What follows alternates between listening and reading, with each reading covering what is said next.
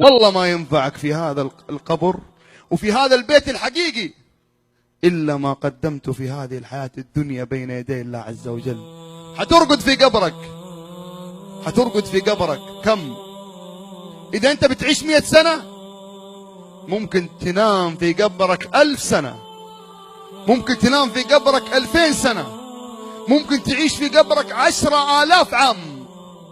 والقبر إما روضة من رياض الجنة إما حفرة من حفر النيران. والله أذكى إنسان الآن بيننا مو اللي قاعد كيف يفكر يزود رصيده في البنك. أقسم بالله أذكى إنسان في هذه الحياة الدنيا هو اللي قاعد يبني ويرمي أعمال صالحة في القبر عشان لما يجي يدخل القبر ويلقاها قدامه. هذا أذكى الأذكياء، مو ذكي بل أذكى الأذكياء اللي يفكر في إيش؟ يفكر في قبره وفي لقاء ربه. واحد من الشباب، واحد من الصالحين يقول صليت في مسجد وبعد ما خلصنا من الصلاة، بعد خلصنا من الصلاة يقول قام الإمام وقال الصلاة على الميت. يقول فقلت فرصة نحصل على إيش؟ على أجر الصلاة على الميت قيراط. يقول صلينا بعد ما سلمنا، يقول قلت فرصة إني أتبع هذا الميت حتى المقبرة. يقول دفناه. يقول قلت خليني أكسب أجر التعزية، لأن الرسول صلى الله عليه وسلم يقول من عز أخ له في مصيبة تصيبه أحله الله بحلة من حلل يوم القيامة. يقول بعد ما دفنا، يقول أنا ما أعرف أهل الميت، ما أعرف الميت. يقول فبدأت أنظر في الناس أشوف المتأثرين منهم فأكيد أنهم أهل الميت. يقول فلفت انتباهي شاب يبكي في المقبرة بكاء شديد.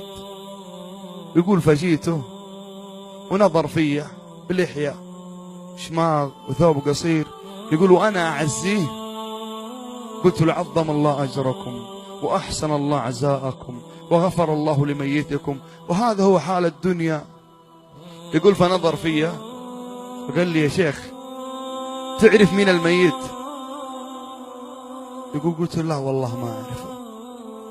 قال الميت أخويا من أمي وأبويا، والله ما أبكي لأنه مات، ما أبكي حزن على فرقاه، أبكي لأن هذا جواله مليان بما يغضب الله عز وجل، وأخويا مات والجوال مليان وحاط عليه رقم سري. من فين أجيب الرقم السري؟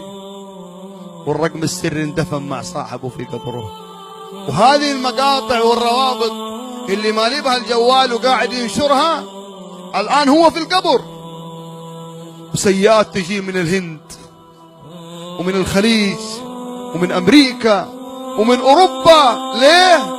لأنه كان ينشر ولا يبالي، لأنه كان يرسل ولا يفكر، ما يفكر في الروابط، ما كان عنده تفكير في القبر.